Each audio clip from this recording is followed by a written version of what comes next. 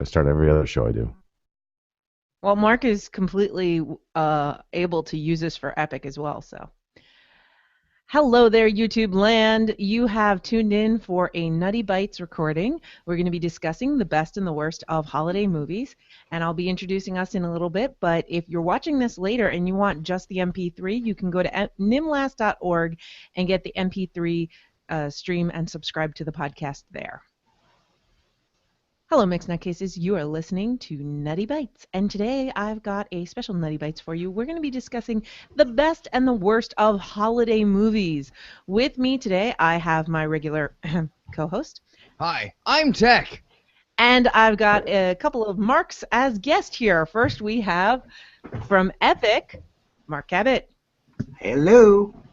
And from The Weird Show and CHSR, we've got Mark Kilfoil, the incarnated one.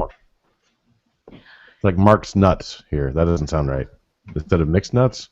Mark's Nuts? I've got a couple of nuts named Mark. There we go. Tek, you're going to have to change your name to Mark just to fit in.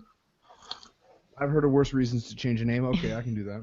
So let's start with the best. What are some of the best holiday movies that you guys can think of? The movies that really, let's start with the ones that get you in the mood and get you in the spirit to celebrate the holidays.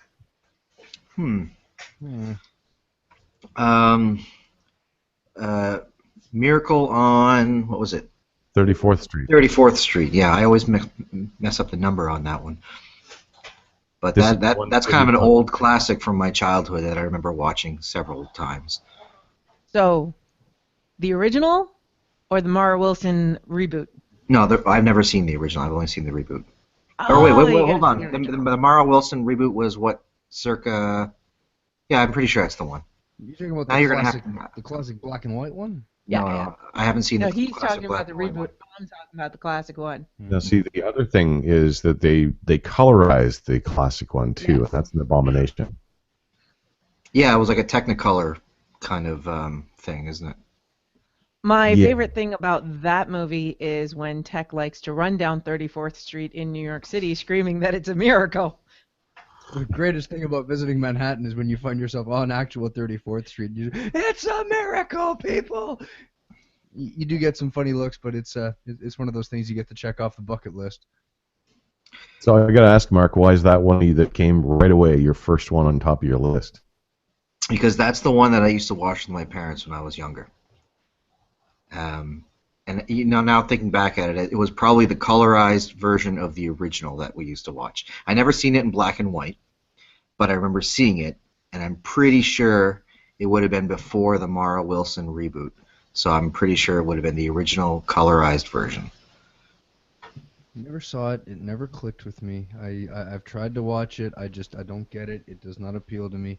The one that I remember as the Christmas classic that I grew up watching was that story of Rudolph, but all done claymation. It was like stop animation. Yeah, with the jazzy snowman and the abominable Yeti and all the rest of them. Yeah. That one also came to mind for me, but I didn't mention it because I couldn't remember the name. I think it's just Rudolph. It's called Rudolph the Red-Nosed Reindeer. It's one of the Rankin and Bass specials. They did about 5 or 6 of those in total, but most people own about 3 or 4. I don't think they them all 6. Was that the same people that did the Misfit toys? Yes. That's what I thought. And I'm trying to think. There's another one, and I'm seeing the guy, and he's got red hair. Heat Miser. Yeah, there you go. That is the year without Santa Claus. I did some research. That's it. It's not like I know all the stuff off the top of my head. Yeah, that's another classic Rankin and Bass one with Heat Miser and Mr. Cold. No, what was it called? It was another one anyway. And yes, the Rankin and Bass one's like my top one that I'm going to put on the top here. It's a lot about the music, and I'm going to put the Charlie Brown Christmas there because the Giraldi music in that was spectacular. I will listen to that all year long. And in fact, when I realized that it wasn't just special made for that Vince Giraldi actually does that kind of music. Otherwise, I went and searched up more of his music and just sort of fell in love with everything that he's done. So definitely an animated classic for me. And I will be digging it out here soon. I actually found my copy of it to make sure I had it on hand. I think those. I was going to mention the Peanuts special, Frosty the Snowman. Like those were all played on TV, network television, every year, right around the same time. So I definitely think that those are a good staple for our generation at the very least. Hmm. There's also another one that I remember going to see it with my parents in the theater, and I haven't really seen it since. I don't think I've ever seen it on VHS or video or whatever, but that's the Home Alone movie, Mm. which is certainly a Christmas movie. It came out around Christmas time, and it kind of was Christmas centric, but it didn't really have a whole lot of Christmas theme into it.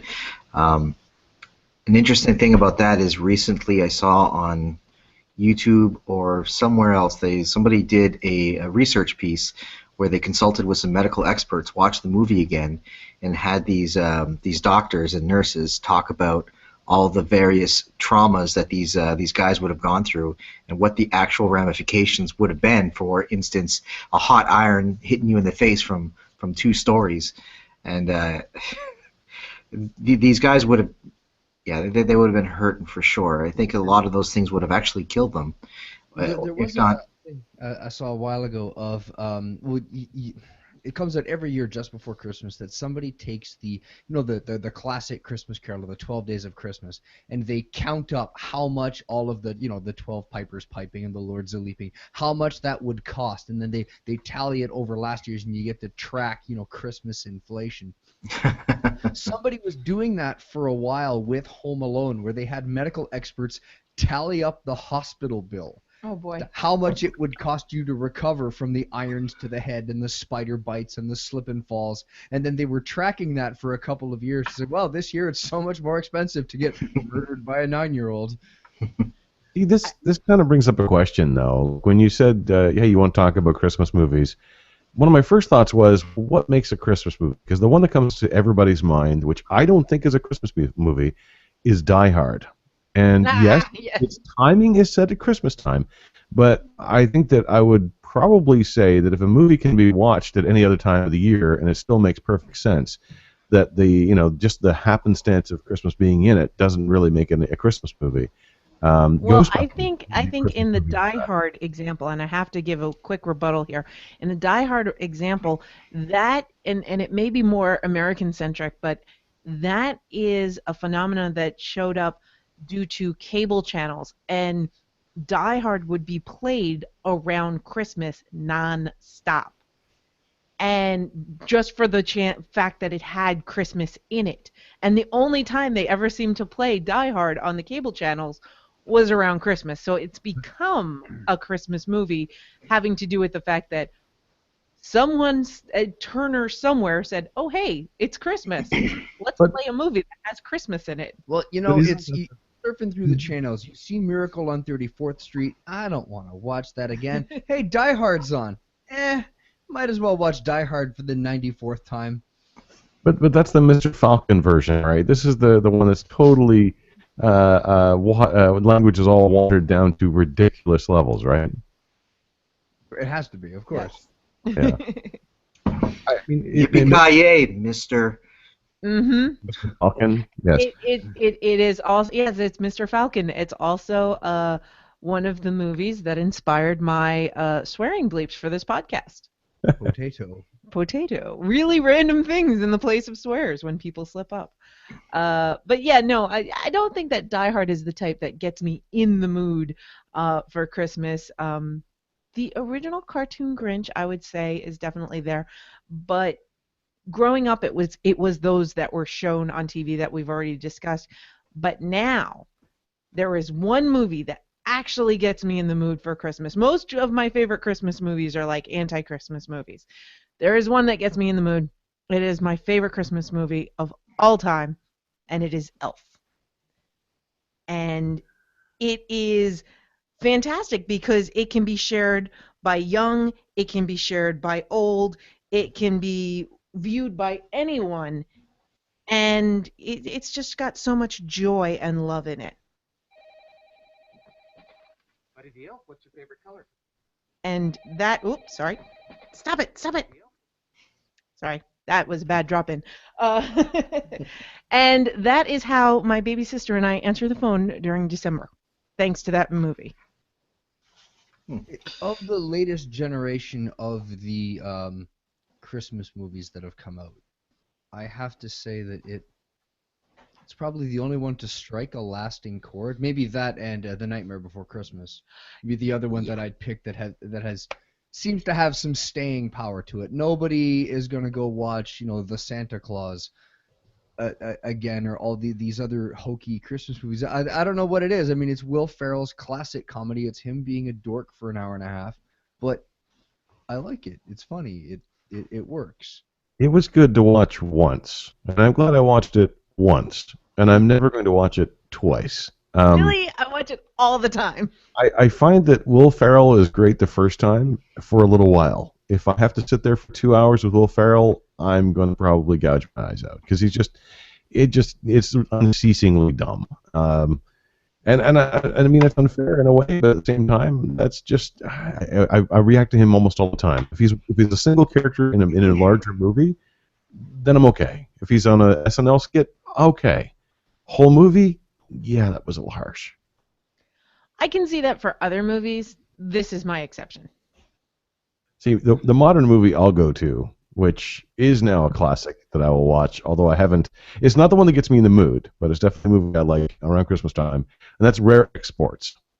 This is a better version, you might say, of the Santa Claus tale, or arguably almost a Krampus tale. It was one, and I unfortunately don't have the summary in front of me, or I'd try to give it more exactly. I gotcha.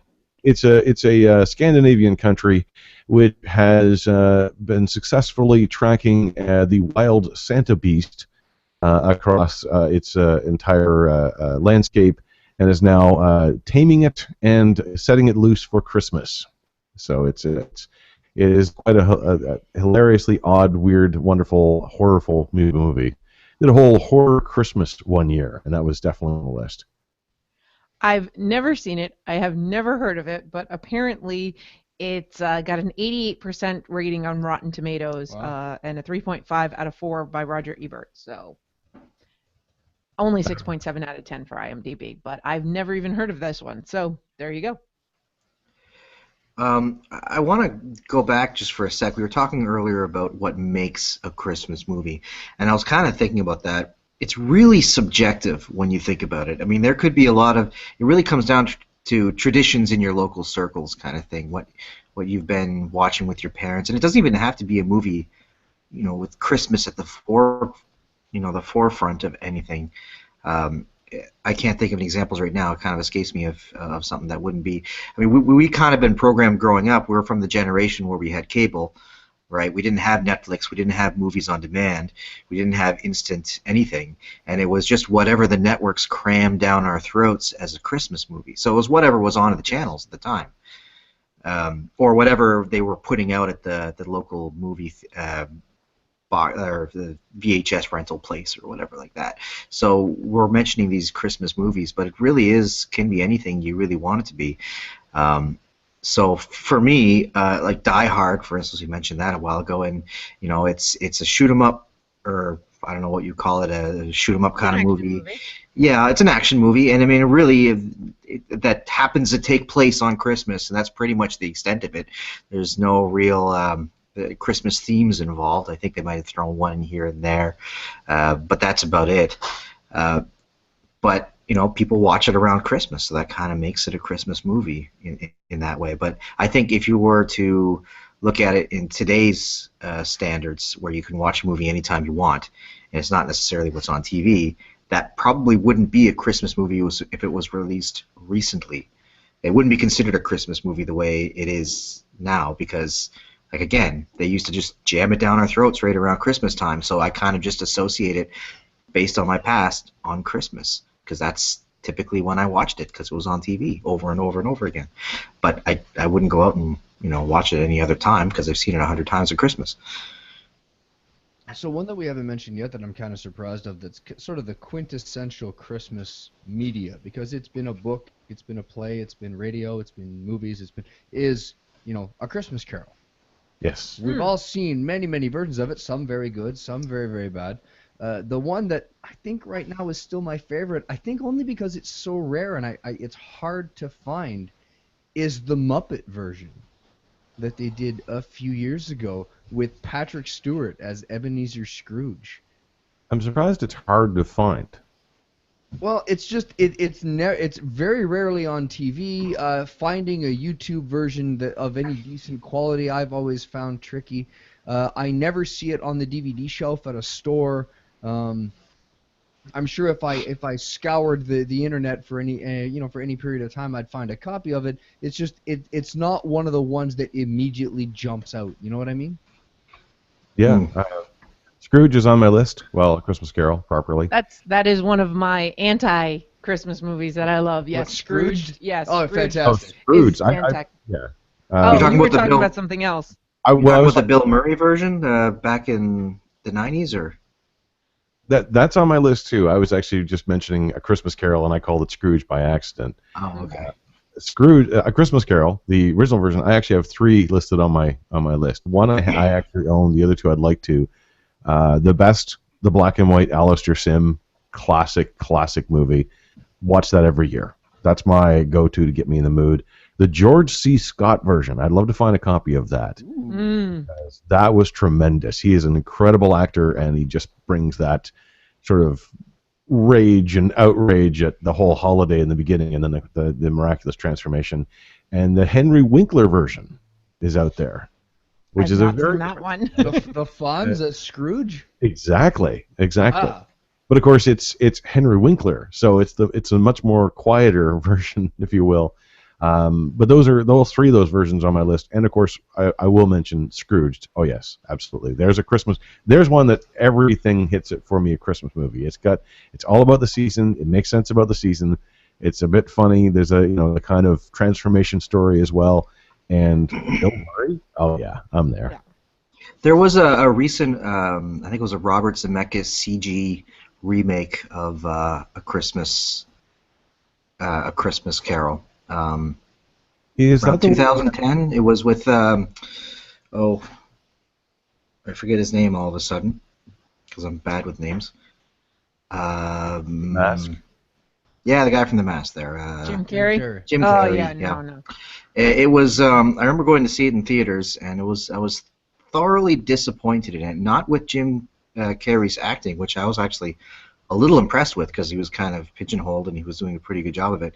But it was with the uncanny valley that they found themselves in with that animation. Really made it. I don't know, kind of. If it was a horror movie, it would have worked quite well. It's like that Tom Hanks Christmas Express or whatever it is. The Polar Express. Polar Express, yes. Yeah. Where everybody looks dead. That's really wrong. I think they did that one back when they were getting the facial features really well, but they weren't doing the multiple translucent layers yet, so the skin was very plasticky. It looked like everybody was pasty white and, Well, There's I like think they were swampy trying horses. to match the children's book because there's a very specific art style that the Polar Express children's book has, and they were trying to copy it, and it just looked creepy. I gotta look that up now. Speaking of looking dead at Christmas, Uh-oh. on an unrelated topic, this news story that came across I won't say came across the wire this morning, but it was on the internet.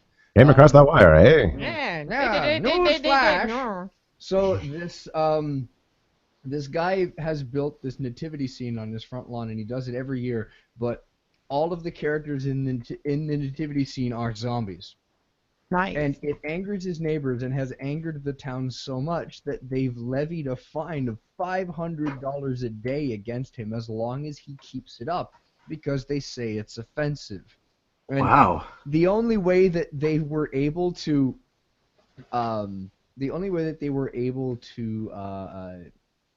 find like a legal way to make the fine stick is that the little building that the nativity scene is in, they say counts as a structure, and he didn't get a building permit for it, so he owes $500 a day until he takes the structure down.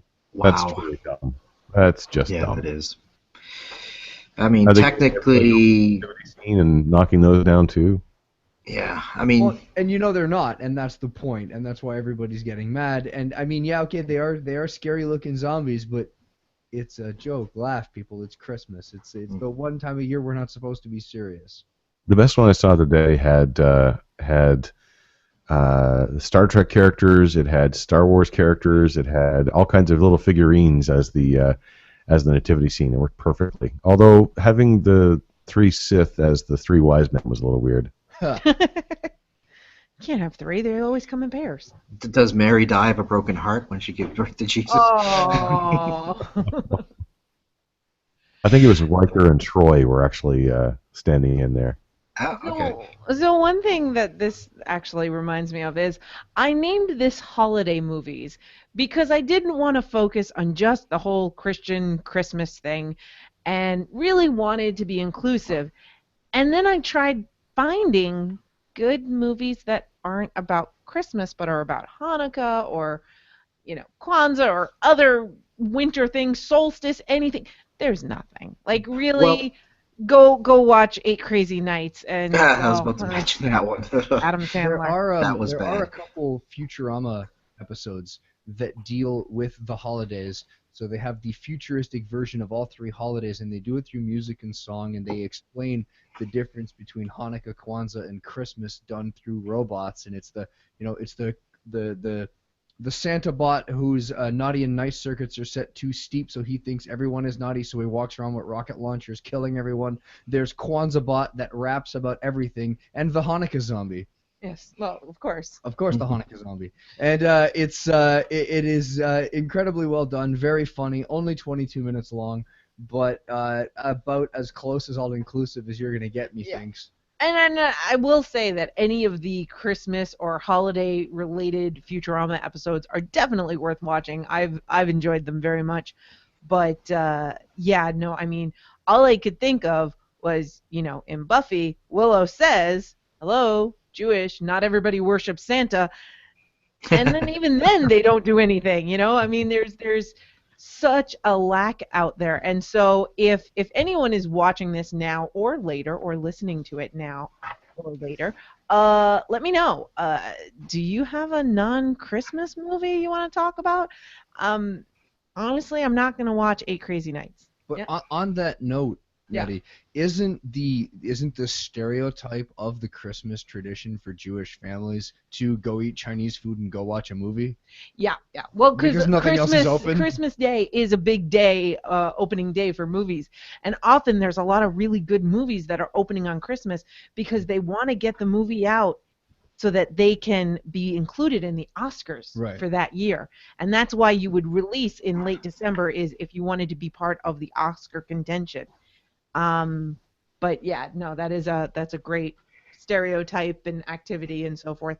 I do think there's a lot of movies that do Christmas without being Christian, which is helpful because I think there's a lot of people that they don't really necessarily, they do Christmas, but it's not really about the Jesus thing. And for many people, it's very much about the Jesus thing. But I know a lot of atheists, a lot of agnostics, they're like, I don't believe in God, but I want presents. None of the Christmas movies we've mentioned have had anything to do with the Jesus thing. They've all had to do with the Charlie Santa. Brown. Well, yeah, but it's all about Santa and the presents. Yes, exactly. And so I wanted to mention some of the ones that do it really well. Nightmare Before Christmas, I'm going to touch on that again. I think that Nightmare Before Christmas is such a great movie, and I love the music. I love the story. I love that I can watch it in October, and I don't feel like you're shoving Christmas down my throat. But people have been talking about how, is that the whole point of the movie? Is the point of the movie that Christmas comes too early every year? It could be. You could make that argument. Yeah. I mean, the superstores or the shopping center starts putting out their Christmas stuff on Halloween night. Exactly, yes. Or even before. I remember, I think it was a dollar store I went to had Christmas stuff. It was before October, I think, actually. Ouch. It was wrong. I know in Canada we do tend to be a little lucky. I think because in the States it's Halloween's over, bang, it's time for Christmas, and maybe you'll get lucky if they put like a Thanksgiving display. But in Canada we tend to be a little lucky that around Halloween is when all the poppies start coming out, and you've got like 11 days of respite till November 11th of all the Remembrance Day stuff, and then bam, Christmas. Haha, November 12th. Yeah. It's kind of become the unspoken rule. You don't put up your Christmas decorations until after Remembrance Day around here, which is something we adhere to here. I tend to limit all of my listening to Christmas music, watching movies, all that stuff until the beginning of December. And then, and even so far, I haven't even really indulged yet. I played some music. That's about it. I haven't dug out any of these movies yet to go after. Now, I don't know what qualifies me in a way. I don't know. I was raised Catholic. I'm kind of an atheist now, but I still enjoy the season, and I still enjoy a lot of the stuff around the season. That's what I pull out of these movies for the most part. I still acknowledge that there are Christmas parties and that sort of thing with people that are of all kinds of faiths, and it's about the celebration, not the worship to me. So, kind of pull in those ones. For that, I want to, because we are talking about movies, I do want to kind of plug a few more here. And this is the version of Elf before Elf that I go to. That's not an Elf movie. But it is a hilarious and silly Christmas movie. That's National Lampoon's Christmas Vacation. Yes. Christmas with the Griswolds. It is one of the most disturbing Christmases. It's funny because a lot of these movies depict sort of American versions of Christmas, which have never been my experience. I have a very small family, so it's always a very small gathering, as opposed to, it's the gathering just after Thanksgiving, which is the sort of the American version of it. And then the idea of the relatives all coming over and colliding at Christmas time is kind of it is kind of amazing to me, which is why I still watch that movie and kind of wonder as well as it cringing at the same time. Although I really want that light display. Well, it is quite impressive. And that's the thing, that movie has reached such trope status that, the Griswold's light display where the town power plant has to flip on a secondary reactor to keep the lights on, and the hydrometer outside the house just whirling around. It's turned into a thing. Every year there's always one dork in every town who tries to remake it. And it's you always hear the story on the news, like the guy who's like spending like $100 a night keeping his lights on. Cool, awesome, thanks. More power to you. Keep it coming. I love it. Quite literally, more power to you. The addition of LED bulbs has made this much more interesting. And then, of course, the light controllers. Of course, Wizard in Winter was the first of the major songs to be synchronized with lights that everybody got to know. That's the really rocking out. I think it's Mannheim Steamroller song. Mm-hmm. And, of course, that also got backdated to October now. I've seen light displays for October, but there's entire neighborhoods here which light up, notably in St. Mary's, I believe. And those light controller things, you can buy them as a kit now. Yep. Oh yeah. People used to build them themselves, and now you can buy one from Thinky. Back in the day, it was a science. You had to build yourself with your own hands, but now you just go down to Walmart and pick one up. So another movie that's kind of in that vein, and I think this is a movie that we were kind of inundated with as kids, and looking back at it with 21st century eyes and where we've evolved to, it's not as good as we remember it, but A Christmas Story. And it's one of those things. I mean, the Hallmark has the keepsake ornament of the leg lamp and all of these other things. And it is one of those things that was constantly on TV, but I don't know. Has anyone watched it recently? Which one? It's A Christmas Story. You haven't seen it. No, never heard of it. You wouldn't like it. What was it about? It's about a boy who wants a red rocket BB gun for Christmas, and it features a narrator of the boy as a man talking about how he used to really want this, but his parents wouldn't get it. The leg lamp was another feature that was an award given to his father for being a smart man. I remember a quote from yesterday. They're actually doing a musical version of A Christmas Story played here. I think it's actually finishing tonight, and it would be weird. It's funny because the last episode I did the Weird Show, I actually do quote clips at the end, and I pulled out the whole thing about Triple Dog Daria, which comes from that as well. Memorable scene is when he gets dared to stick his tongue to a pole, and it freezes there. And the special effects they used for the pulling of the tongue was pretty dramatic or Yeah, it's traumatic. very painful to watch. The thing is, throughout the film, every time he says this is what he wants a BB gun, everyone says you'll shoot your eye out, you'll shoot your eye out. And when he gets one, he does. Mm. It's horrible. But the thing That's that also- I don't go ahead. But just that's also a movie which substitutes swear words. Yeah. Fudge, and there's a very notable scene where he accidentally says it in front of his parents, and I flashed to that scene when I accidentally swore in front of my mother the first time. Ooh, Whoops. It was never a funny. good thing. For me, I look back at it now, and the kid is just picked on by adults, by kids, by everyone. It's not really something I enjoy watching these days. So, I have one that's fairly recent. go ahead. I'm going to see if I can put up a picture here from my phone. See that? Mark knows that one. Grumpy Cat had its own Christmas movie in 2012, 2013, I don't know why 2012. that happened. Yeah, Never heard it was. What's that? It was horrible. I mean, beyond horrible. They had that girl from Parks and Recreation. Her last name is Plaza. I forget what her first name is. She plays that very kind of monotone, depressed girl. I don't know if have you ever seen Parks and Parks and Rec. But I'm pretty sure I know which one you mean. Yeah. Yeah, she kind of has this very monotone character in Parks and Rec, which would actually fit quite well with Grumpy Cat. Only she doesn't use it at all, and she sounds like she's a person who's never acted before, reading lines, and they're taking the first take every single time. It was an absolutely horrible movie. Shouldn't have happened. It was a clear cash-in on a popular trend at the time, but it was very bad. See, that's what you're going to have to bring up when we go over the worst. There's a couple more that I want to hit that I'm going to put in with the best that I didn't really think about until I started just Googling stuff. But one that I grew up watching all year round anytime I visited my dad at work because he only had 2 movies, one of which is Planes, Trains, and Automobiles. Yes. It's John Okay. Candy and Steve Martin, and they're trying to get home for Christmas. hmm And it's hysterical, and I really, really love it. And where was the other one? Oh, and a more modern one, and this is also not for children, The Ref with Dennis Leary. I haven't seen that one. No, I haven't seen it. What? It is fantastic. Nope. He basically, he's on the run. He's a criminal. He's on the run, and he ends up kidnapping this couple on Christmas Eve.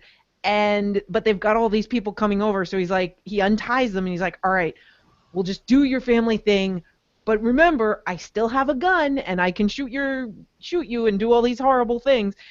And as it goes on, like all of the crazy family dramas that happen, he's sitting here going, I'm the one with the gun. You people are insane. What is wrong with you? And it's just really, it's a lot of fun, and I highly recommend you guys watch it. It's great. Right. I'm going to write that down in my notes here. Is there any other not for kids but really fun for adult movies to watch? Die Hard would be included in this, by the way. Not the Mr. Falcon version. Yes, not the Mr. Falcon version. Right. The British version of Black Christmas. Ooh, okay. That is a horror film. Yeah, I've heard about this one, but I've never seen it. Yeah, me too. Features Margot Kidder as one of the recognizable faces in the film. It is the movie which originated the idea of the killer is in the house. That's very clear from the very beginning of the film, so that's not a spoiler. It also, it's kind of a bottle movie. It all takes place within the house, but it is very, very creepy. And there's a sort of slow death of everyone as the killer slowly makes their way through. The remake that they did was not nearly so scary, and I actually watched the 2 of them back to back. It was a challenge we did one night. And but go see the original Black Christmas if you or get it. You can't really see it in theater. If you're looking for that sort of thriller, it's got Christmas in the name. It's one of the ones that kind of transcends sort of the rule. It's got Christmas in the name. It's not about the holiday, but they are gathering. And one of the conceits is no one realizes at the beginning that some people are missing and dead, because they thought they just left with their parents or left to go home for the holidays. Right. So one thing, just quick on Black Christmas.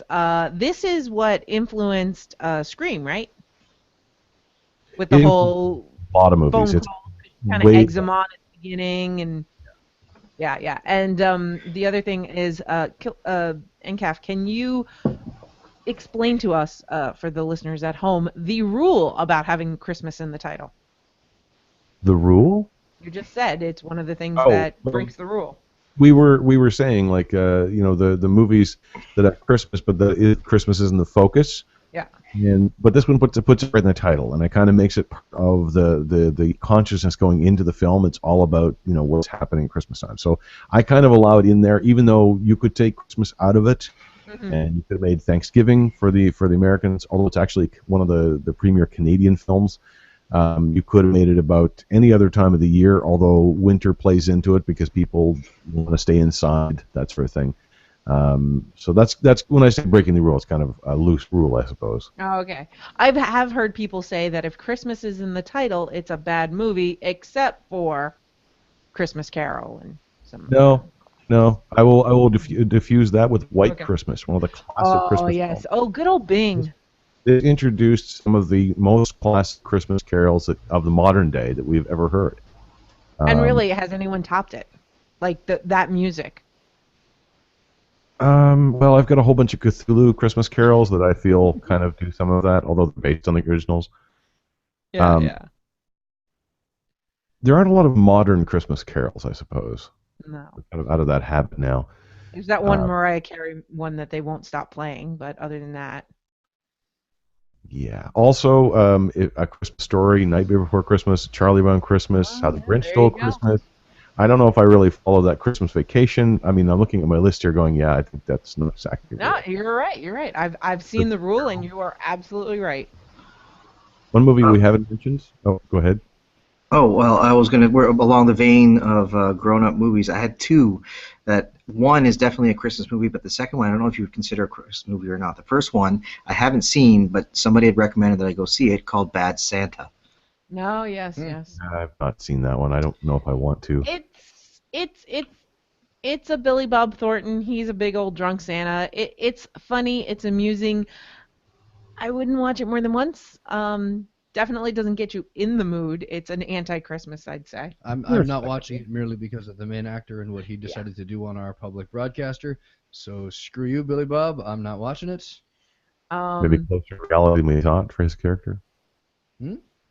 Is it closer to reality than we thought for his character? Is that the problem? Yeah, pretty much. Bad Santa may be too close to the actual actor. He may not be acting. Isn't there a Bad Santa 2, though? Yep. For some reason, I'd heard that. Yeah, and there's a bad teacher, and there's a bad everything. The other one that I'm wondering, I don't think people really consider this a Christmas movie, but when you think of it, it really could be The Life of Brian. Oh, it does have Christmas in it, like the original Christmas, yeah. Yeah. Wow. That's in impressive. a roundabout way, I think that would be perhaps the most fantastic way to start a Christmas tradition. Yeah. It has something to do with Christmas, kinda. I wish I had the sound clip prepared, and I would totally drop in, his mother. But it's got every. Thanks for coming. You can always come back with more gold. You can leave the frankincense and myrrh, but the gold's good. It's always got, it's got everything that you need. It's got great music that everybody knows. Yep. It's got a touching story. It's got a little bit of comedy. It's timely to the season, sorta. And it has a transcended time, and that it's been 40, 50 years, and we're still watching it and laughing. So it's a great movie. A movie that I watched as a kid, but I think a lot of people would have a second thought about showing it to the kids today. A Christmas movie, sort of, is Gremlins. Yes. I was just going to mention that. Yes. Because it's a lot more violent than most people consider a Christmas or a children's movie today. yeah, but it's only against puppets, so it's okay. Yeah. Oh, okay. Fine. But it kind of falls violence in. is fine. It kind of falls in the same vein as Die Hard, though. It's a bunch of crazy stuff happening, but it just happens to happen around Christmas. Well, it is a Christmas gift that is actually causing all the problem. Yeah, and the Die Hard premise was him coming home for Christmas, I believe, is how that all got started too. So I mean, just a very small little bit of I think it's I mean, more it closer could have to existed. Christmas than Die Hard is, though. Yeah, I'm thinking it could have existed. The whole story and plot line could have existed outside of a Christmas theme, though. It's in my secondary list along with Die Hard and Ghostbusters as whether I'd consider them to be Christmas movies. Ghostbusters. Yeah, Ghostbusters. yeah, Around well, Christmas. it's Christmas. Christmas I too. suppose. We all have the same reaction. Oh. So, can we start talking about the crap? Yes, but before we get to the crap, I have a bridge movie that is going to transcend because it is both the best and the worst of holiday movies, and that is The Santa Claus. Oh, good one. Go ahead. Well, It's a Wonderful Life hasn't been mentioned. Oh, of course. That is like the I best. have to mention it. Classic movie. This is Jimmy Stewart. And it's one of those ones that we were talking earlier about what's in a Christmas movie, and it's like, well, there is technically mention of God and angels, but at the beginning you have the stars talking to each other. So I always consider it a Cthulhu movie now about the elder ones that are trying to dictate and influence human life through this cult of Christmas. But it's another wonderful transformation movie as well. So I have to mention that one. But yes, the Santa Claus. Oh, God. Oh, but before we move on to the Santa Claus now, that you brought It's a Wonderful Life up, which is a great movie. It is also included in one of those, it's not really a Christmas movie, but it keeps showing up on these Christmas movie lists, and that's Lethal Weapon. What day is it? It's Fletcher Christmas, you know? But yes, Bad Santa, I think, is actually quite a good movie. It gets a lot of bad press, probably because of the sequels and also because it's kind of hokey, but I really like it. But it's also kind of bad, you know. It's good, it's bad, and it had Mr. Universe in it as an elf. Thoughts? Which movie? The Santa Claus. That's not what you said. What did I say? Yeah, Bad Santa. Bad Santa. I meant Okay. the Santa Claus. Not going Sorry about extinct. that. It I wasn't- totally meant the Santa Claus. Bad Santa. We said we didn't want to watch it. Yeah, the Santa Come Claus. on. You know, I'm gonna go back to something that NCAF said at the beginning. You know, I saw it once. Yeah. I liked it once. I'm probably never going to see it. Agreed. But I think our viewers should start a new tradition for Christmas and start watching Life of Brian. I think that should be a new Christmas thing. So let's dish on the worst holiday movies. Okay, I'll start here. Go ahead. Okay, so worst. There's an entire genre that I want to shout out here as horrible, and that's the ones that came out in the late 90s to early 2000s that starred one popular comedian and or action star, threw him into a Christmas type scenario, goofy antics follow. Your whole family has to go watch this movie right now. It's awesome because it's got this big star in it and 37 B-listers you've never heard of. There's a bunch of examples, the Santa Claus being one of them. Hello, Tim Allen vehicle. But which one am I going to pick on as the absolute worst of them all? Arnold Schwarzenegger in I knew Jingle it. All the Way. Yes. Where he has to find this one particular action figure toy for his son, and it's him in a fight at a shopping mall the whole time trying to get this toy. And it was even if you want to just harken back to his days in crappy action movies, it's a crappy movie. I'd rather watch Last Action Hero again than watch Jingle All the Way, if that tells you anything. Ooh. Wow. Yeah. I'm going to say anything that is with a dog. So if it's Air Bud's Christmas or, by the way, rest in peace Tinkerbell, but Tinkerbell's Christmas, that's Paris Hilton's dog, or a Chihuahua movie Christmas, or any of those any things. of those idiot movies where Yeah. they just tack Christmas onto it and make a sequel to sell some DVDs. But if a talking dog is the main character, I mean, unless that dog's name is Pluto, because Mickey's Christmas is pretty cool. You've got Chip and Dale hanging out in the Christmas tree. That's pretty cool. But, I mean, unless extenuating circumstances, the dog shouldn't talk. Snoopy gets a pass too.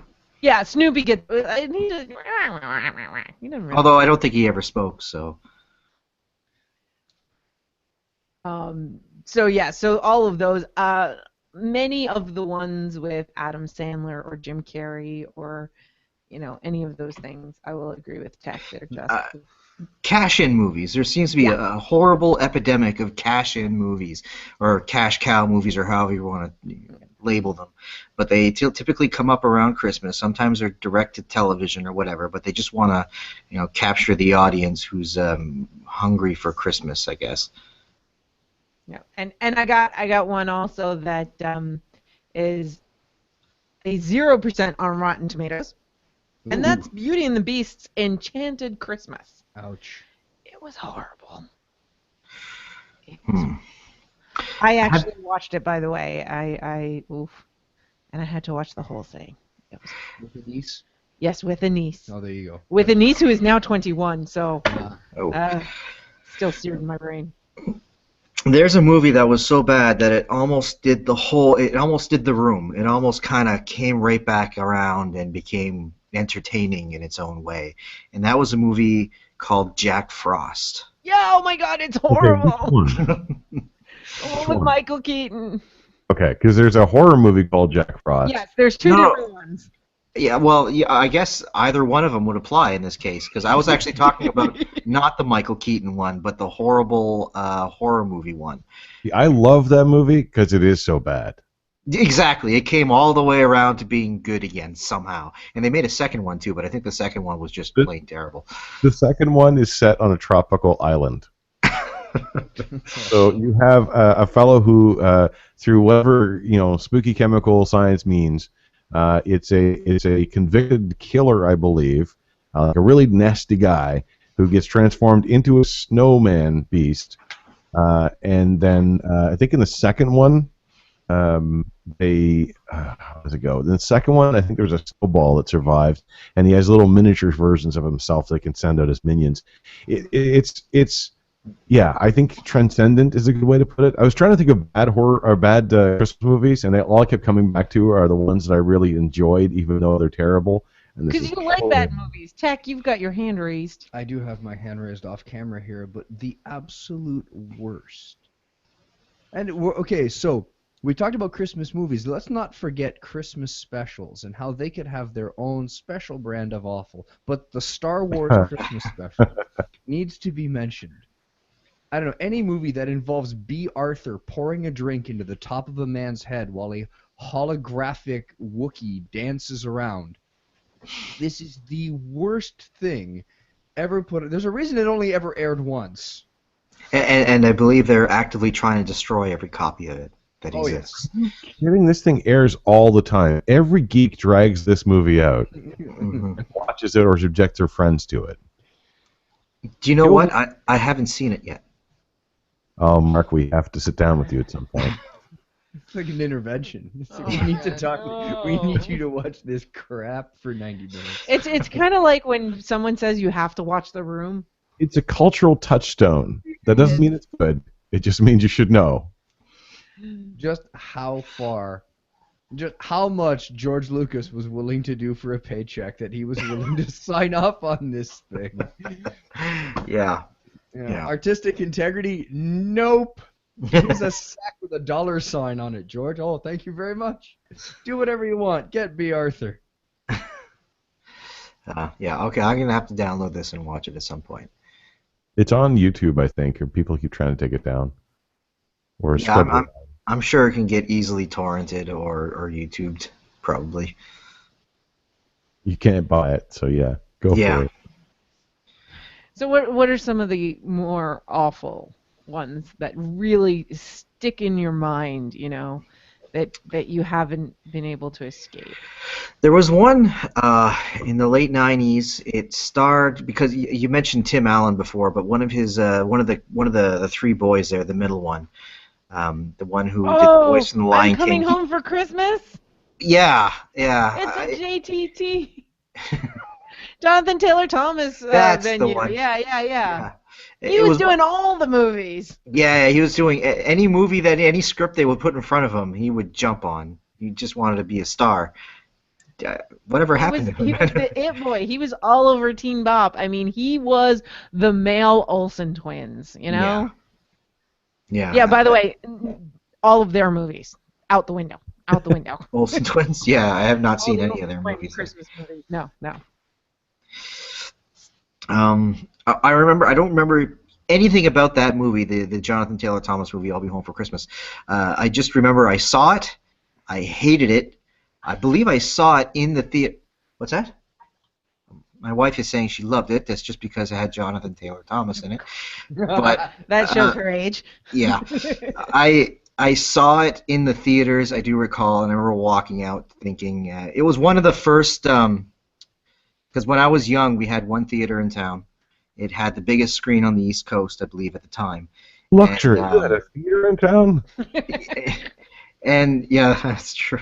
One theater. It had one theater, and it had one movie a week. One movie would play for 1 week, and then it would rotate to the next movie. So whenever we had money to go see a movie, it was a really, really big deal.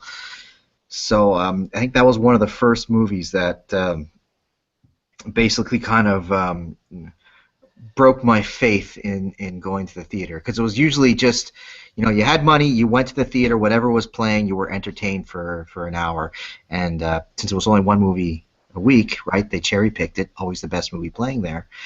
This one here was one of the first movies that seriously let me down. I walked out of the theater feeling like I just wasted my money.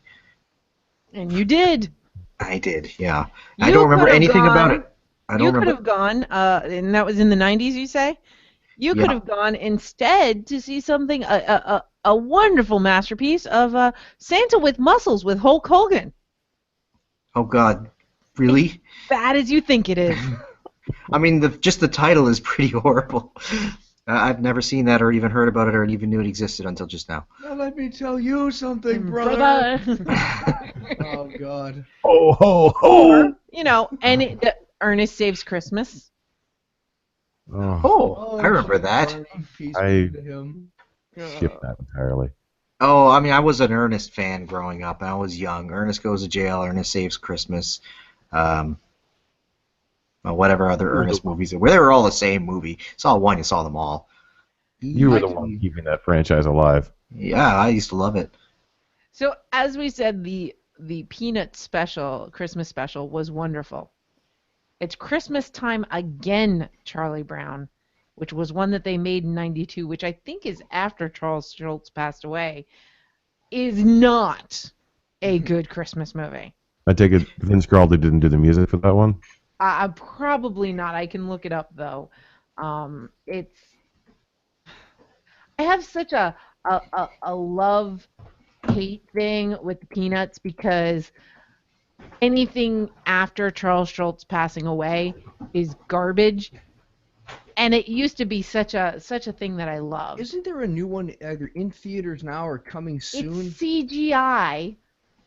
Well, hold on. It's CG, yes, but from what I understand, and I haven't seen this movie yet, but I've read a lot of critic reviews on it, and they have Schultz written in the corner of the screen or something like that, or they have it in the credits, and that's because it was his family or whoever's his left of his son's family. doing it now, and it just says Schultz, not Yeah. Charles Schultz. Yeah.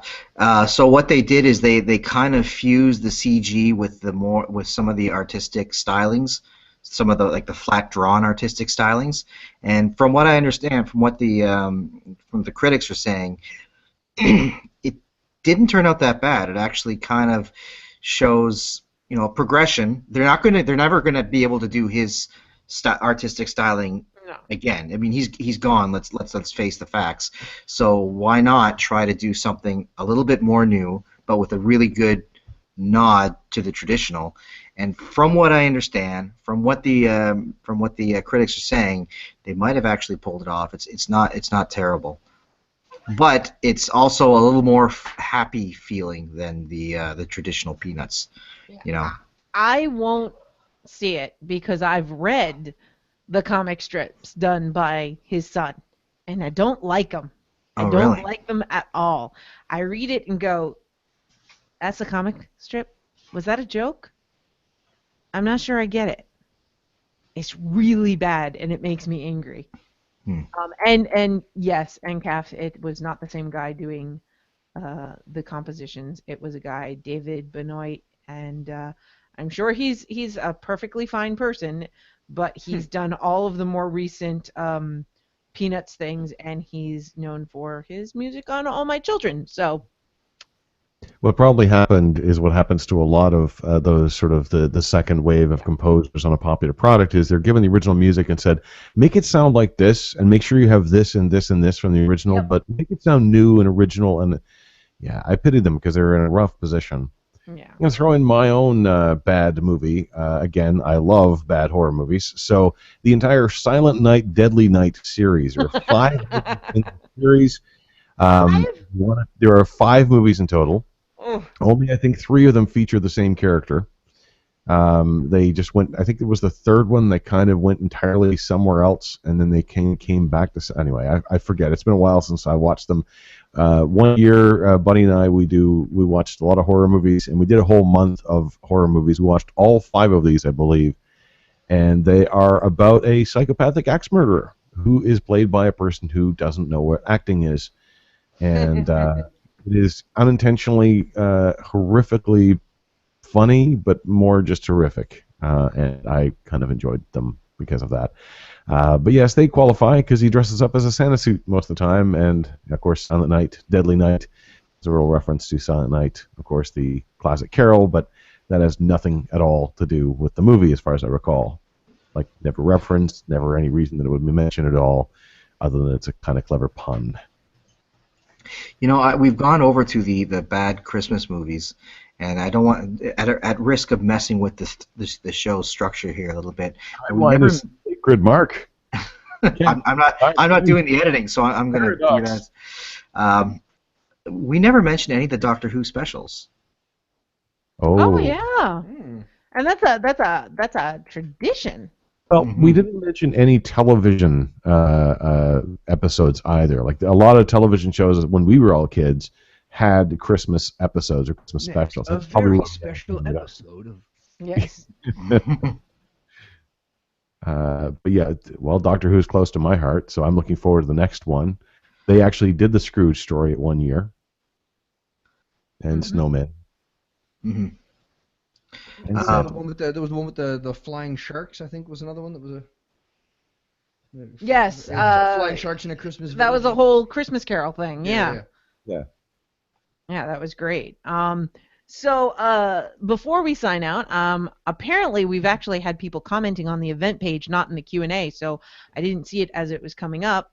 There are other people here? No, yeah, there are other people here. Where do I see these comments? It's on the event page. Don't worry, I'll read them. Hello, people. I got these are all from Martin Foster. It's Lethal Weapon was a Christmas movie as well? ? George and the Christmas Star was something I remember seeing as a child. Apparently very rare and Canadian. Do you guys know George and the Christmas Star? No. No. Now I want to add the raccoons in there.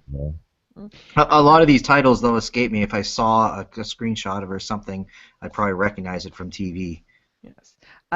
The Star Wars Holiday Special, they tried to bury it, and South Park has done a couple, which is true. They've done a couple of different...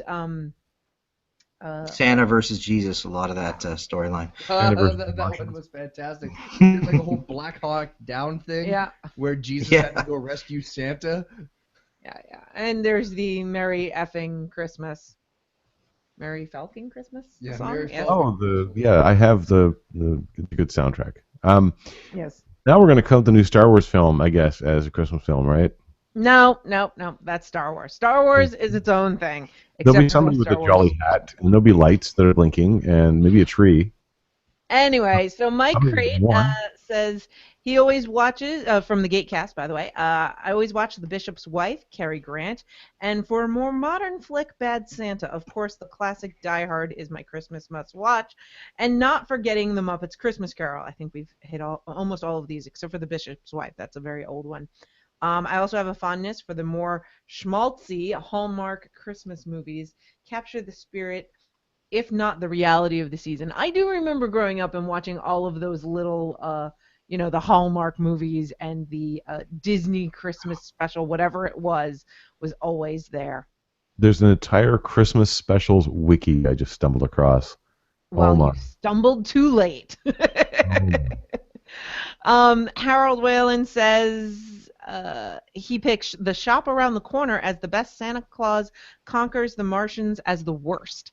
I don't think I've watched The Shop Around the Corner, but I've heard about Santa Claus Conquers the Martians, and it's supposed to be really, really bad. Paul Ellis says, at our house, the Christmas season begins by watching the ultimate holiday movies, Die Hard and Die Hard 2. We're sentimental like that. Now, I'm wondering if Paul is going to add Life of Brian to that list there. And then we have from the Next Nutcase group on Facebook. Here we go. Let the debate about Die Hard commence. Yeah, we did that. Black Christmas was mentioned by Bill Horse Cotter from Literary Wasteland. That's the name of his new podcast. Gremlins from Heidi Jenkins. But seriously, Christmas Vacation.